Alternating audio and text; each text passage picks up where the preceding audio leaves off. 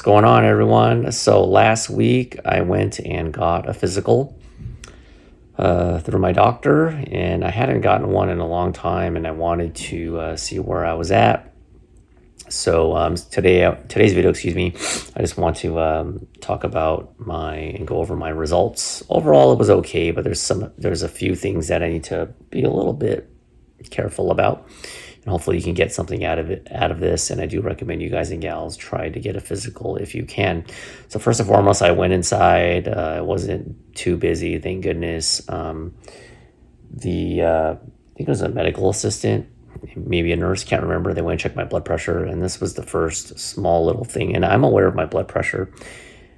I used to be consistently 140 over like 85, 90. Basically, if you're 160, that's considered hypertension.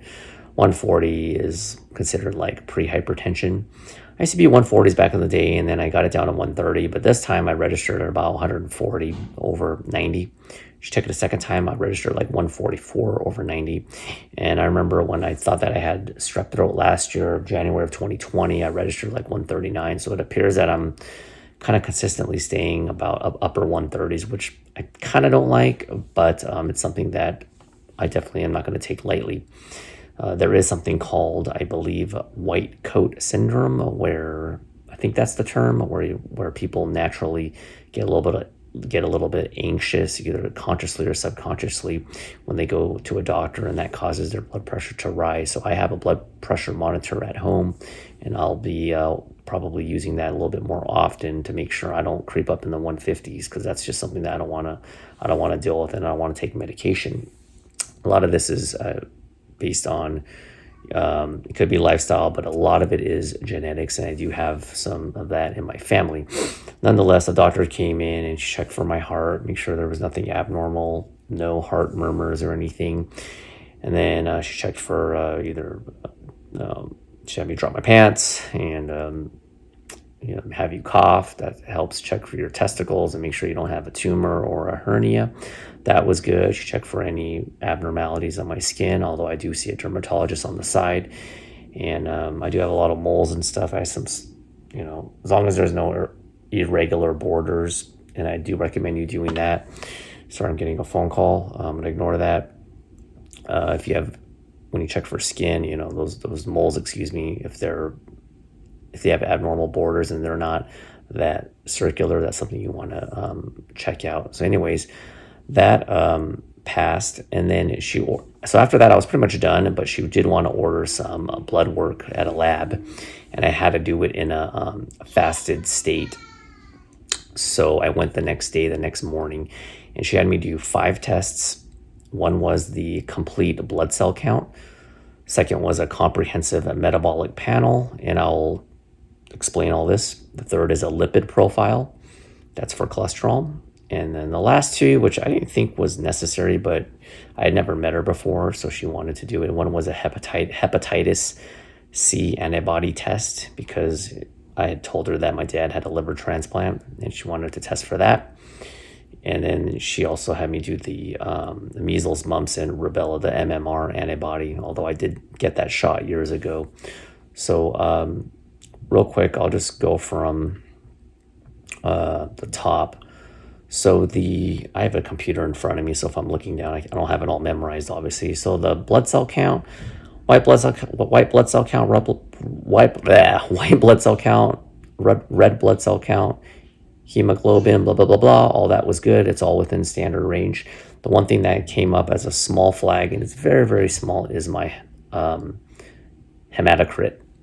And the standard range for hematocrit is 40 to 52%. Mine registered at 52.3%.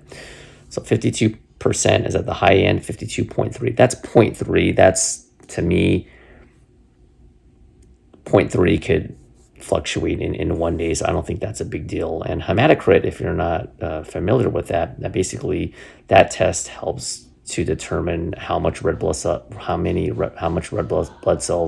you have in your body, and you need red blood cells to provide oxygen to your body.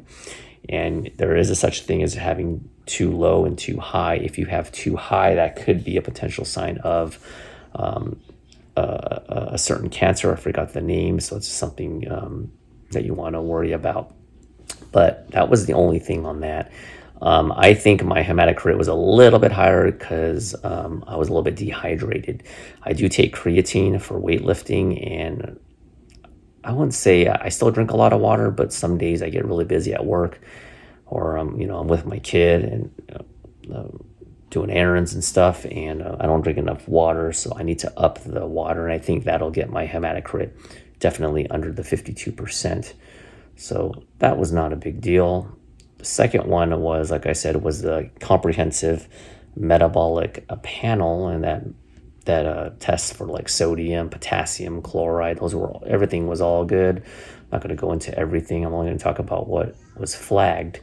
And for this one, everything was good with the exception of my glucose, which your blood sugar for diabetes. And this is the one that I won't say bothers me, but it's very shocking because I don't drink my calories. I don't really drink juice hardly. I mean, I'll have an occasional dessert, but with the exception of like fresh fruit in the morning, which is not that much, I'm very surprised in the standard of in a fasted state. You got to do it in a fasted state, like 9 to 12 hours, I believe, is 70 to 99 milligrams per deciliter. 70 to 99 is the standard, and mine registered at 114. Now, before you get all crazy, you got to make sure you do your research. So they basically just say, the American Diabetes Association says that if you're between 100 and 125, which is above the 70 to 99 range, you're considered pre-diabetic. And if your fasting glucose is above 126, you're consistent with diabetes. So if mine had registered above 126, she would probably have me come in and get another appointment. I'm at 114. I can't really explain it. I'm not going to make excuses. Numbers are numbers. But this is something that I'm definitely going to be more aware of. And it's good that I got this physical, because there's no way you can determine, no matter by just appearance, and even with your diet, it's very strange, 114. So I'm not bummed out, but it kind of threw me off. Now 70 to 99, if I was like 102, 104, but 114 is a little bit up there. So I'm definitely going to do this test again in the future, or maybe earlier. I don't know, because I don't want the 114 to get to 115 once. Obviously, I want to get this thing down to at least to 70 to the 99 range. But other than that, on that, the total bilirubin, proteins, calcium, that was all good on the metabolic panel. So that was the only main one that I'm like, eh. Then I did the lipid profile test based on the blood test, and that just measures your cholesterol, your HDL, your LDL, and standard range is greater than 5 point, or I'm sorry, standard range is less than 5.0.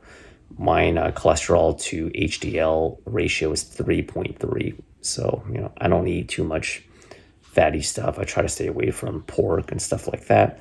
So that was all good. And then, hopefully I didn't repeat myself. I'm sorry. I'm just going down the line. I'm just really apologize. I had to retake this video one time because of the camera. The hepatitis C.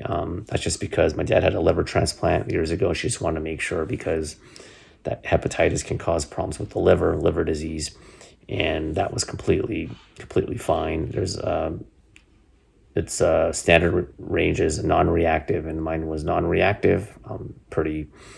That's not surprising. And then the MMR, the measles, mumps, and rubella, I remember taking that shot before I went to school, and I'm immune to that. So that one, those I don't have to do. So that's it for this video. Overall, not too bad. In conclusion, the blood pressure, which I'm aware of, and I need to keep that in the the 40 range. I don't want to get it to the 50s. The glucose, and that's the main thing. That I don't know what to do. I don't even eat ice cream. I don't really eat. The one thing I will say is She did recommend me doing a little bit more cardiovascular exercise, and I think that should help overall, a little bit more exercise. And I've been doing weight training, but I definitely have an elliptical, maybe some little bit of running, but I have a lot of leg problems, so I need to improvise, maybe do some jump rope, come up with some more creative things. That and yeah, just my blood pressure, like I said, and my glucose, and then just do a little bit more physical activity for cardiovascular wise, and then I'm good. So overall, not too bad. Oh, and stay a little bit more hydrated to get my hematocrit a little bit lower. So hopefully you got something out of this. I definitely did. Obviously, in an ideal world, I would love to see 100% perfect on everything, and I didn't quite get that, but I'm still not diabetic. It's just a preset pre-hypertension, pre-diabetic. Well, it's kind of like a little warning flag, and that's what you want, because if you wait too long and you don't have a warning, you're not going to be aware of it, and it can get worse. That's my time. Thanks for watching. Hopefully you got something out of it. Hopefully you got something out of it. Tongue-tied, and I'll talk to you later. Bye.